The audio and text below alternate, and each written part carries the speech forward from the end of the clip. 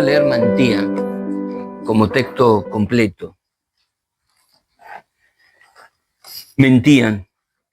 Fracasado y don nadie como tu padre, me decía mi abuela materna, y yo terminé creyendo que tenía razón.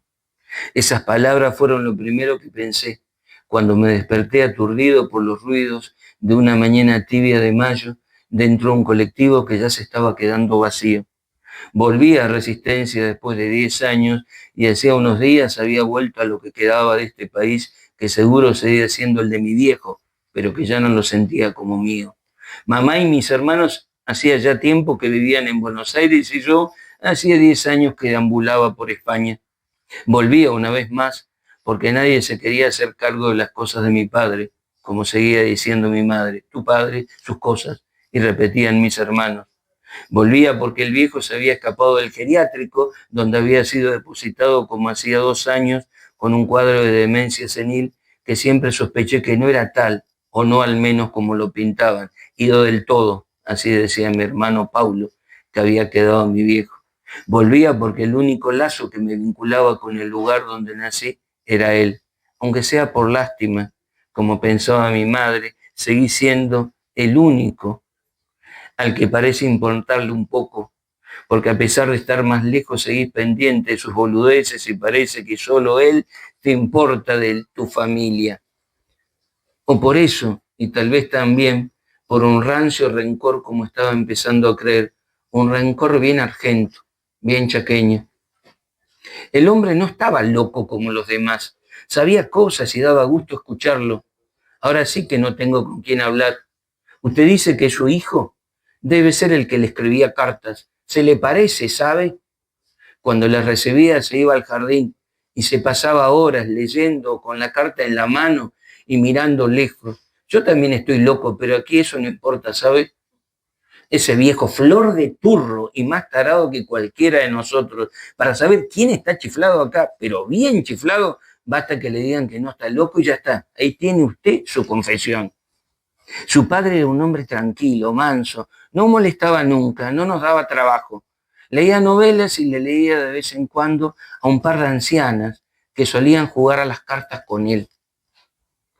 Hablan de su padre en pasado, como si ya no estuviera en el mundo, pero en ese geriátrico tanto para los internados, como los llaman, como para los enfermeros o asistentes, todo aquel que se va de esa posilga deja de estar en el mundo, porque ese lugar es todo su mundo. En cuanto a si estaba con demencia senil o no, tampoco pudo sacar conclusión alguna, porque las opiniones acerca de la cordura de su padre oscilan, según las pasiones que parece haber suscitado ese hombre al que nadie llama por su nombre Felipe, sino como hombre, viejo, profesor o el periodista, el único oficio que su hijo recuerda de su padre. Huele a viejo y a podrido, dice su madre del sitio en el que estuvo hasta hace unos días su padre. Para él, en cambio, todo allí huele a abandono, a ruina y a tristeza fiera, olores que desde ese momento no lo abandonarán porque despiertan sentimientos que creía enterrados para siempre. La conversación con mi madre me impacienta.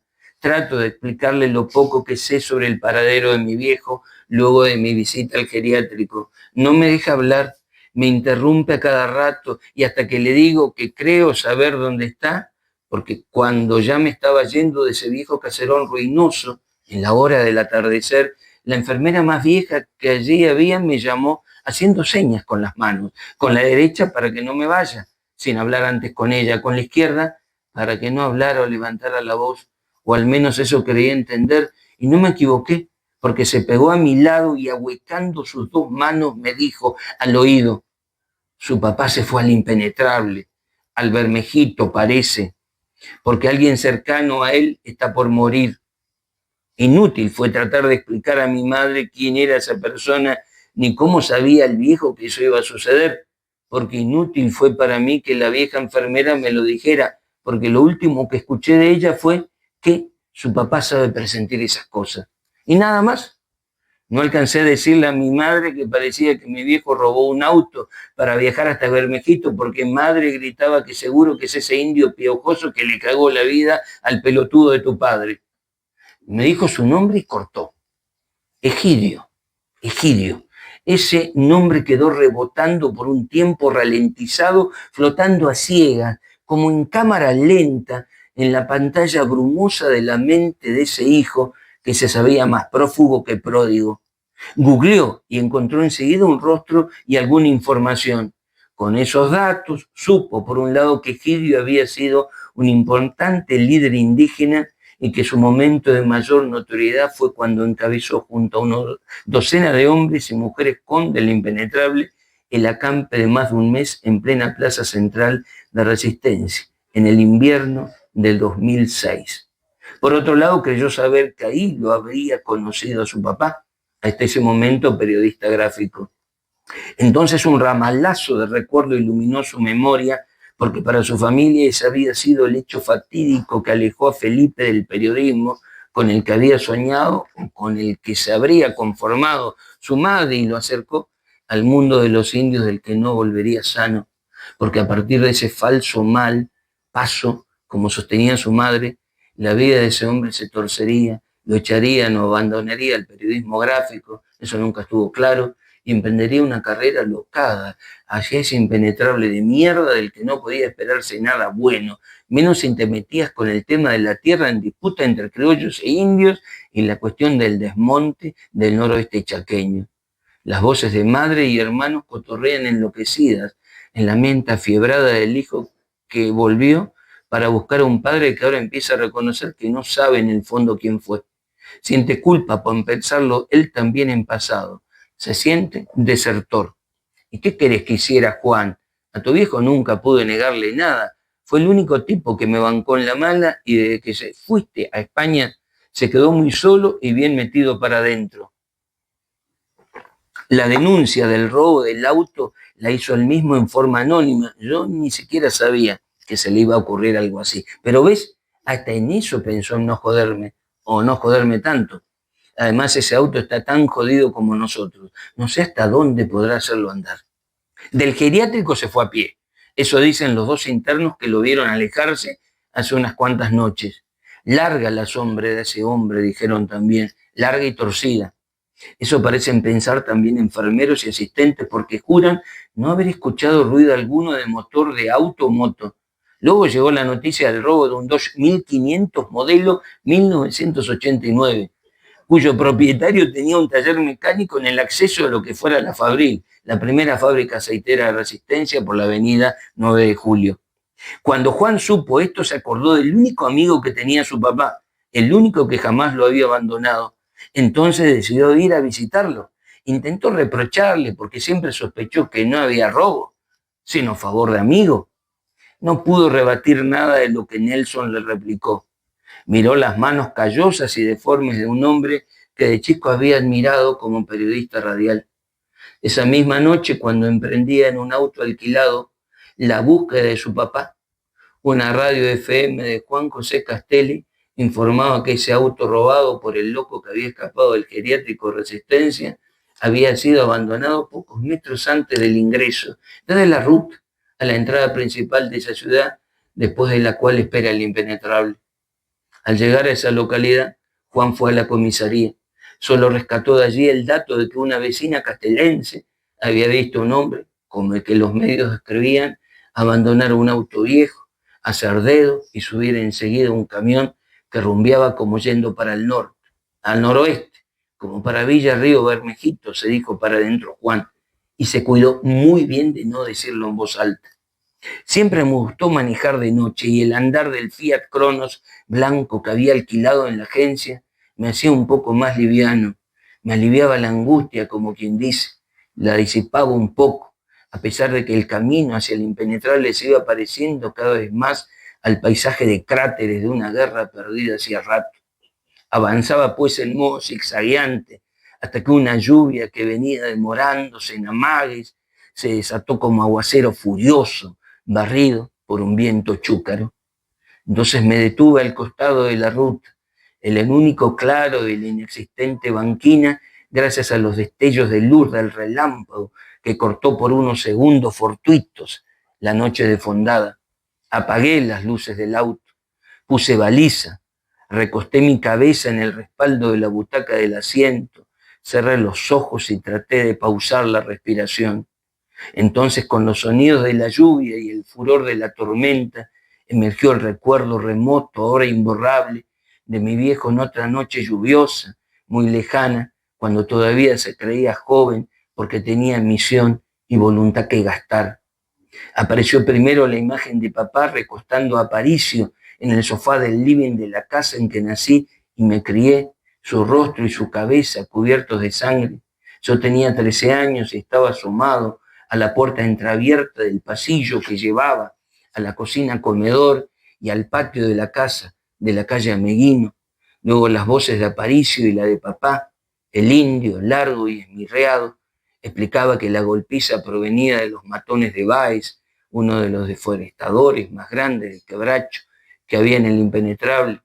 Papá le decía que tenía que guardarse por un tiempo, que en casa podría quedarse unos días, que por la mañana le conseguiría dónde quedarse y que por supuesto haría la denuncia. Por último vi a su madre, su rostro desencajado, su mirada ya no de reproche, como era frecuente, sino de ya basta, Felipe, no lo soporto más. Gritos e insultos que prefiere no recordar y el ruido del portazo con el que se encerró en su habitación. Aparicio estuvo 3 días en casa.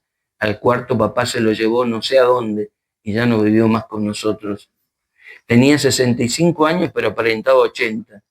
Había sobrevivido a 2 infartos y una ACV. La vida para Felipe Ramírez nunca fue fácil, pero se convirtió en cuesta arriba después de que dejó el periodismo gráfico, porque lo que había descubierto que no sabía o no había querido saber hasta el 2006, no podría investigarlo ni escribirlo en el medio en el que había trabajado durante más de 20 años. Desde entonces sus elecciones lo fueron despojando de amistades, trabajo, familia, lo esculpieron con tajos certeros y profundos. Hizo periodismo radial en pequeñas emisoras del noroeste chaqueño. Duraba poco porque los que se sentían atacados por sus denuncias presionaban a los dueños de sus medios, siempre precarios. Estuvo preso en no pocas ocasiones, veía cada mes a sus hijos siempre que podía, pero solo Juan lo escuchaba y preguntaba por él. En los últimos años, su exmujer, que ya vivía en Buenos Aires con sus hijos, le negó la palabra. Juan fue el único que se quedó en el Chaco hasta que se hartó de todo y de todos y se fue a España, como podría haberse ido a cualquier otro país. 2 imágenes irrumpen de inmediato cuando piensa en su viejo. En la primera, Felipe joven, treintañero, flaco, fibroso, de estatura mediana, pelo negro, enmarañado, tupido, decía él, y sus ojos castaños claros y luminosos, penetrantes. La mueca de su sonrisa hacia el costado izquierdo siempre le había gustado a su hijo Juan, que buscaba imitarlo. Esa imagen de su papá se corresponde con su infancia. La otra es reciente y le llegó a través de sus hermanos. Ni bien la vio, no quiso verla más. A propósito, pensó, tomaron la peor foto en el peor momento del viejo, seguro que fue así, para que no pregunte más por él, para que lo dé por muerto como ellos ya lo dieron.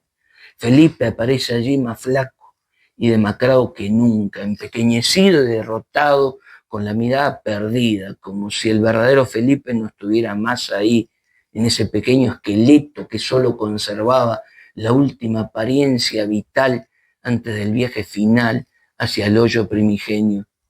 Escucha en la radio del auto, en una emisora de Castelli, una descripción de su papá. Hablan de él como el anciano que se escapó de un geriátrico de Resistencia y robó un auto, que padece demencia senil y que nadie sabe a dónde va. Dicen que abandonó el auto en las afueras de la ciudad, que hizo dedo y le alzó un camionero con presunto rumbo hacia las tierras del impenetrable.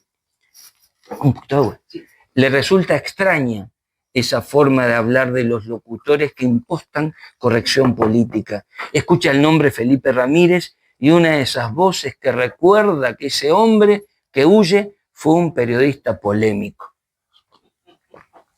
Primero se larga a reír con breves carcajadas que se van haciendo sonoras hasta que abre la puerta del auto, sale a la noche atravesada de lluvia y viento furioso, levanta su rostro para sentir los latigazos de agua fría, para fundirse con ese llanto desolado que ahora lo invade y que transformará en grito y puteada.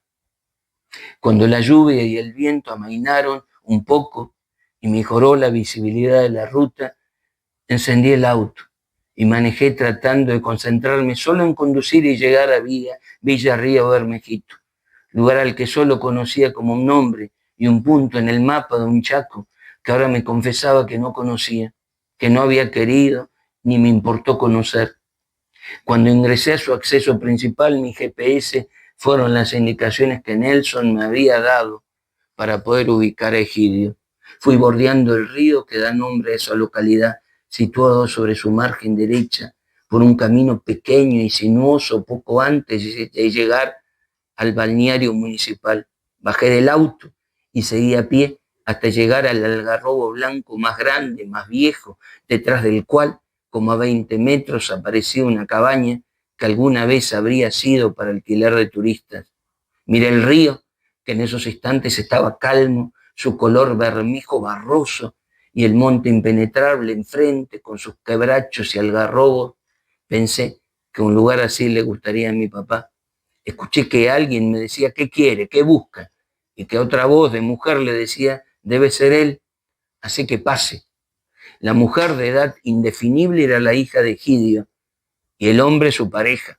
Ella le dijo a Juan que pasara, que su papá lo estaba esperando, que ya le había llegado la hora, como hacía unas horas le había llegado a su padre Egidio, pero que antes, la noche anterior, esos dos hombres pescaron juntos, estuvieron solos hasta el amanecer, a ratos en silencio, a ratos conversando mientras ella procuraba que no le faltara agua caliente para el mate ni caña con la que también iban mojando la yerba. Cuando el sol ya clareaba, anaranjado en el horizonte, vio que la cabeza de Egidio estaba recostada en el hombro de Felipe. Cuando fue a ver qué necesitaba su padre, supo que ya no estaba más en este mundo y que Felipe tenía su rostro cubierto de lágrimas, pero estaba sereno y calmo. Esa mujer que conocía la historia de lealtad que unía a esos dos hombres se llama Zunilda. Sabía que Felipe llegaría a tiempo porque su padre le dijo que lo estaba esperando. Sabía también que no estaba loco, sino enfermo de tristeza, como le había dicho Egidio. Ni bien entró a la cabaña, supo de golpe el origen de esos olores a abandono, a ruina y a tristeza fiera, porque de sus fosas nasales hasta el centro del cerebro lo invadieron por completo. Así, mientras avanzaba hacia la cama en la que estaba su padre, en el costado izquierdo de ese mono ambiente, iba recordando las últimas imágenes de su padre, 10 o 12 años atrás, las últimas veces en que lo había visto, y el doloroso descubrimiento que hizo en un hostel de Madrid cuando ese mismo olor volvió a él la madrugada en la que perdió por estúpida a su última mujer. Así olía papá, así empecé a oler yo. De ese olor vengo escapando y ese mismo siempre acechante olor vuelve ahora a mí. Me acerco a la cama en que yace ahora mi papá y compruebo que mis hermanos mentían, que la última foto que me enviaron mentía, que la sentencia de mierda de mi abuela sobre papá mentía, porque papá se estaba muriendo, pero no está ni ido ni loco. Estuvo enfermo de tristeza y tal vez enloqueció por eso, un poco, pero ahora no. Ahora toma mis manos y sus labios pronuncian bien mi nombre y sus ojos son luminosos, penetrantes.